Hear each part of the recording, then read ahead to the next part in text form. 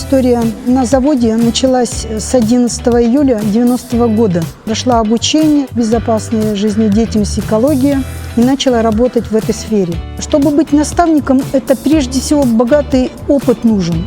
И этот весь опыт дает большие знания передавать молодым работникам. Вот как его научат, так и он будет выполнять работу. Самое главное в нашем деле – это знать все нормативные документы и знать, что производственный контроль – это самое главное, и остановить опасность, те риски, которые влияют на твою жизнь. Это надо умение работать с работниками, доносить всю информацию, самое главное – предупреждать и не давать работникам нарушать технику безопасности, докричаться до них. Я очень стараюсь, много хожу, посещаю пятиминуток, и работникам нравится приходить на мои лекции, они довольны. То есть я буду уверена, что, не дай бог, если что-то вот с людьми случится, они будут знать, как в таких ситуациях действовать.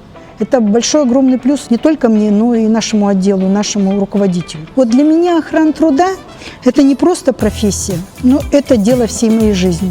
И хочу, чтобы на нашем предприятиях и на других не было никогда травм и аварий, чтобы люди уходили живые и здоровые к своим близким и родным. Это у нас самое главное в моей профессии.